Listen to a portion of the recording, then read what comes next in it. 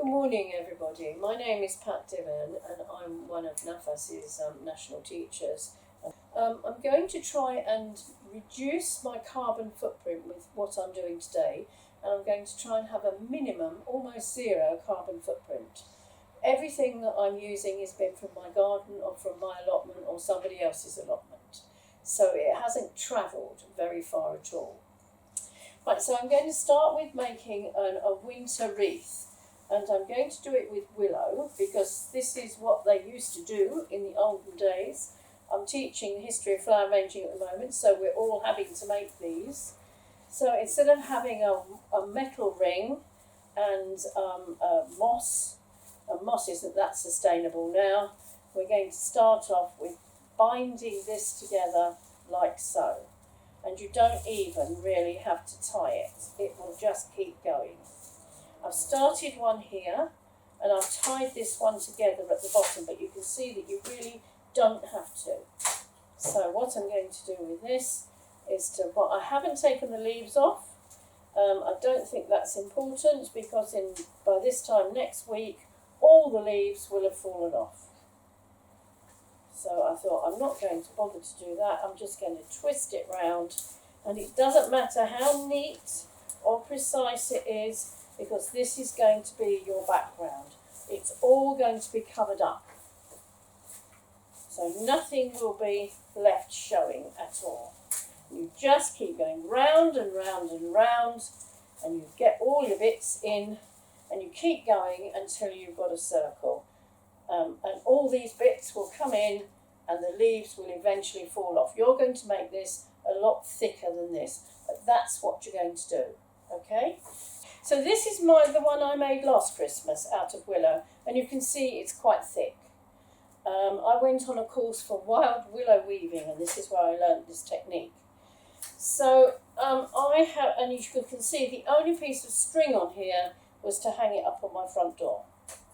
So when we're putting the foliage onto the wreath, some of the foliage can poke down in between the willow and some can be bound on. I have got lots of lovely foliage here, and all of this is garden plant material. This, of course, is going to go outside, not inside. It will be outside in the rain and what have you, and it will last quite well. So I've got things that I think will last very well. Rosemary always looks good, and it will slot in between. I will bind it on as well. And I'm using paper-covered wire. You're probably thinking, why isn't she using string? Well, I was going to use string. I know it's biodegradable, but when I googled it, I found string is made from jute, and jute comes from the tropicals. And so it's got a big carbon footprint, string, even though people say, oh, it's made in Britain. I'm sure it is, but the jute has travelled from far away. So the paper-covered wire, we make paper in this country. We've got lots of paper trees, and the thin anodised wire that's underneath is totally biodegradable. I'm also using just conifer from the garden, and I'm not using any blue pine or anything like that. At the moment, we are still in, as I make this video, we are still in just at the end of October. So the blue pine will be coming in soon, but the blue pine that comes in from Holland, and probably has come from Norway or Germany or somewhere like that, with quite a strong carbon footprint. So I'm going to use all the gardeny pines, and so I'm going to put all sorts of evergreens that are in your garden. And the important thing is, as flower arrangers, you know that you mix your textures. So if you're going to put the rosemary and the conifer in, you need a different texture next to it. The foliages that I've got here, you can see that I'm binding them on as I go. And this is a very pretty griselina. We don't want that next to that because it's too much of the same. I have a gorgeous foliage here called cryptomeria. I've got a very unruly bush in my front garden. and it's just delightful. Looks very ferny and beautiful. So that would be quite nice next to that. And then if we put something at this time of year, I've still got some hydrangeas left in my garden, so I could pop one of those in. If you're very worried about this, you could put a little plastic tube on the bottom, but it's going to rain on it, and I'm sure that will keep it going. It always rains in Britain, doesn't it? So we've got all this stuff going on. Skimmia, beautiful, absolutely lovely. This is Q green. Looks delightful in there.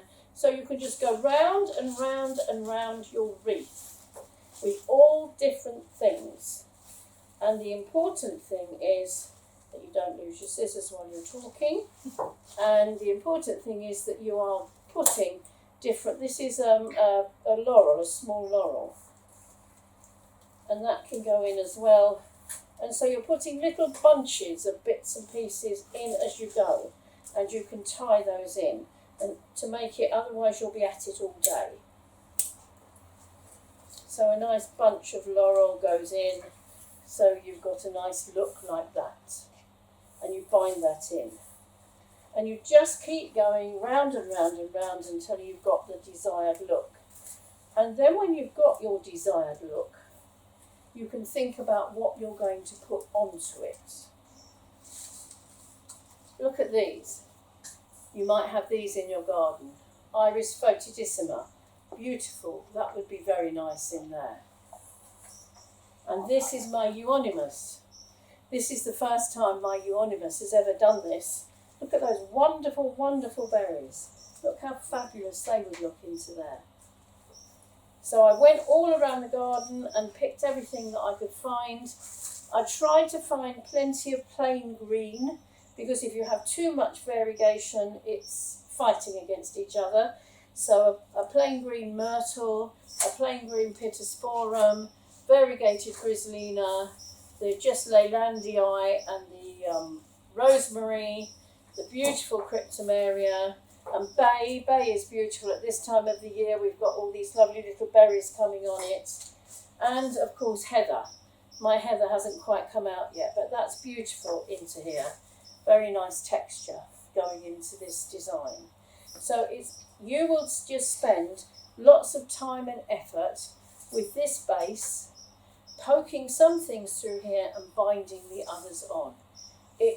You can do it two different ways. If you want to have a great big bow in the middle, you can go one way and then the other way and have a little gap in the middle, so you can start binding things on going the other way if you want to. If you want to do that, so you'll be binding things round, yeah, and then you can put a big bow in the middle. Personally, I just go straight the way round. So that's your modus operandi, folks. 0 carbon footprint. You can see the back of mine. I've got some wire and some are just poked in. Okay, and you can see the leaves are still on the back of my wreath because I've just made this one. And this is the one I've got more or less made. So now I've got a bit of the paper covered wire tied at the top so that I can hang it. And I've got all these different components into this design. So oak leaves that have been painted, few hydrangea heads, and again a heather, the only piece that was flowering is in here, and these lovely seed heads here are from my fatsia, but this is the fatsia spider's web, and they seem to be a whiter colour than the others. So, and this beautiful euonymus berry. So I'm thinking, should I put very festive things into this or not? Okay, so now we've got this, and this is what I call my basic wreath. And lots of people are going to say, oh, there's a lot on there for a basic wreath. And so now my decision is what to put on here to make it look Christmassy. I thought tangerines would be nice, and then I thought, well, where do they come from? They probably come on an aeroplane. so I've turned that one down. I have got some peppers in my greenhouse, but the ones that I grew were black ones and lime green ones. So peppers would be quite nice in here, but these would have a carbon footprint because I tried to buy British ones, but these are from the Netherlands. So you could put some peppers into here and get that kind of look. And if you think that you like that, then that's a way that you can go. I'm still going with my totally carbon-free footprint, and I've got crab apples in my garden. This crab apple has never been picked before. This is the first time in my whole life that I've picked this crab apple, so be impressed. So I'm thinking that if I put the crab apples in, then I am actually still keeping with the low carbon footprint. And I'm just pushing them into the willow.